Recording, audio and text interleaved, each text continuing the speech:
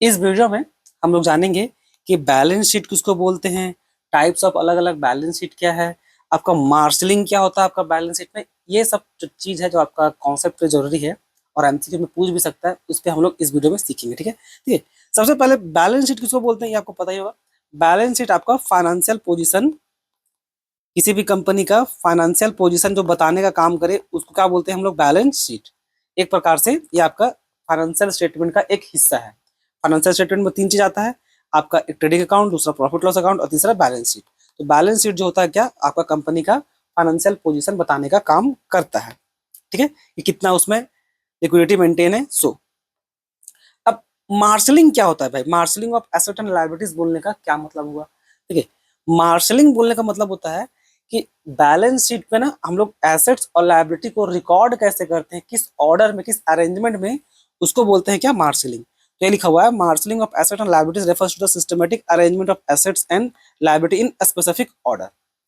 अब ऑर्डर बोलने का मतलब क्या हो गया, दो तरह का रिकॉर्डिंग होता है, एक ऑर्डर ऑफ लिक्विडिटी और एक होता है आपका ऑर्डर ऑफ परमानेंस। ठीक है, अब ऑर्डर ऑफ लिक्विडिटी में कैसे रिकॉर्ड करते हैं, ऑर्डर ऑफ लिक्विडिटी में जो ज्यादा लिक्विड होता है ना, जो ज्यादा लिक्विड होता है उसको लिखते हैं पहले, और जो एकदम सबसे लो लिक्विडिटी होता है उसको लिखते हैं लास्ट में। ठीक है, समझ में आया? जो एकदम अब लग रहा होगा सर लिक्विड बोलने का मतलब क्या, लिक्विड बोलने का मतलब ये होता है कि जो गुड्स है वो कितना जल्दी इजिली कैश में कन्वर्ट हो जाएगा, उसको बोलते हैं क्या, आपका लिक्विडिटी। तो भाई गुड्स जितना जल्दी जो फास्ट कन्वर्ट होगा यानी कि वो उतना ज्यादा हाई लिक्विड है, और जितना वो देर से कन्वर्ट होगा उतना वो क्या आपका लो लिक्विडिटी है। अब कैश वो ऑलरेडी कैश में ही है तो सबसे हाई लिक्विडिटी वही है। उसके बाद जो भी आपका अलग अलग ट्रेजरी बिल या अलग अलग जो भी रहता है, हालांकि यहाँ पे हम लोग करंट एसेट पे बात करेंगे तो उसी पे फोकस करते हैं, छोड़ देते हैं सब। तो अंडर दिस मेथड जो भी था लिक्विडिटी पे अरेंज होता है। ठीक है, सो ऑर्डर ऑफ लिक्विडिटी में जो बैलेंस शीट बनता है उसको मेनली कौन कौन बनाता है, आपका जो सोल प्रोप्राइटरशिप, जिसका आप अभी जो पूरा पढ़ रहे हैं, ट्रेडिंग अकाउंट, फाइनेंशियल स्टेटमेंट, ये सब, और पार्टनरशिप अकाउंट।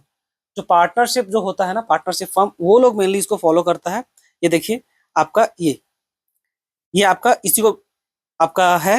ये देखिए आपका लाइबिलिटीज और इधर एसेट, यहाँ पर देखिए मोस्ट लिक्विड आपका हैंड, कैश इन हैंड, फिर बैंक, फिर बिल रिसीवेबल, फिर शॉर्ट टर्म इन्वेस्टमेंट, सैलरी, ये सब है ऑर्डर के हिसाब से है। ये सबसे ज्यादा लिक्विड, फिर उससे कम, उससे कम, उससे कम, उससे कम, ये सबसे last liquid fix asset. Fix asset को बेचने में बहुत हेडेक होता है, ये सब है। समझ में आया? तो पहला चीज तो ये था बच्चों। ठीक है, तो ऑर्डर ऑफ लिक्विडिटी में आपको आप समझ में आ गया फिर ऑर्डर ऑफ लिक्विडिटी क्या होता है। अब आ जाते हैं सेकंड में। सेकंड में क्या है, order of permanence.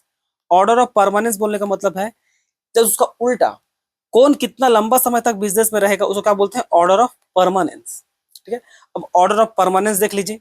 Order of permanence जब उसका उल्टा रहेगा, ऑर्डर ऑफ परमानेंस को जनरली फॉलो करता है कौन, आपका कंपनी, कंपनी से फॉलो करती है। ठीक है, जो कंपनी यानी कि जो प्राइवेट, जो पब्लिक लिमिटेड कंपनी होती है ना, वो जनरली उसको फॉलो करती है। ठीक है, तो देखिए ये इस टाइप से रहता है। वो आपका शेयर होल्डर रहेगा सबसे पहले, एसेट में देख रहे थे ना, तो देखो सबसे पहले फिक्स एसेट, फिर उसके बाद इंटेंजिबल, फिर लॉन्ग टर्म इन्वेस्टमेंट, फिर करंट एसेट। ऐसे ये उल्टा है, ये लंबा समय तक बिजनेस में रहेगा, फिर ये, फिर ये, फिर ये, फिर ये, फिर इस टाइप से करना।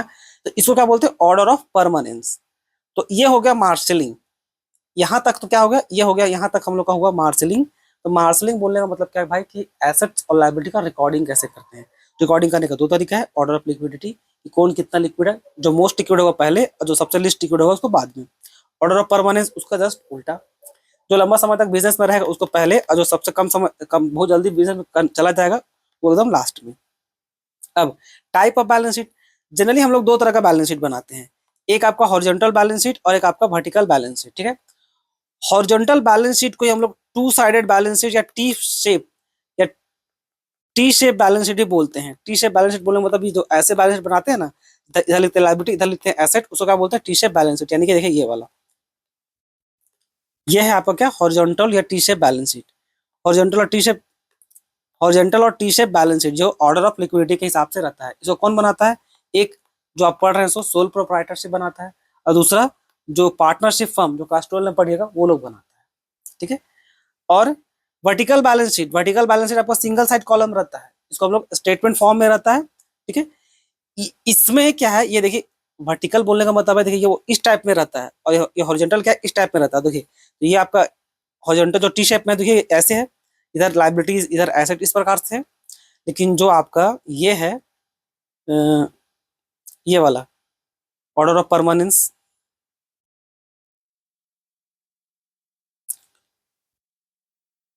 ये जो ये है आपका वर्टिकल बैलेंस शीट, इसको मेनली पब्लिक कंपनी सब बनाती है। वर्टिकल बैलेंस शीट देखिए ऑर्डर ऑफ परमानेंस में वो इस प्रकार से रहता है, इधर इक्विटीज एंड लायबिलिटी ऐसे और इधर एसेट इधर नीचे ऐसे। तो ये है आपका बच्चों आपका टाइप ऑफ बैलेंस शीट। तो इसमें आपको काम का चीज जितना था हम बता दिए कि मार्शलिंग क्या होता है, ठीक है, मार्शलिंग किसको बोलते हैं, उसमें ऑर्डर ऑफ लिक्विडिटी क्या है, ऑर्डर ऑफ परमानेंस क्या है, type of balance sheet, T shape balance sheet, horizontal balance sheet, vertical balance sheet किसको बोलते हैं, ये आपको बता दिए। जरूर आपका एग्जाम में काम आएगा एमसीक्यू पर्पस में। तो इसमें इतना ही।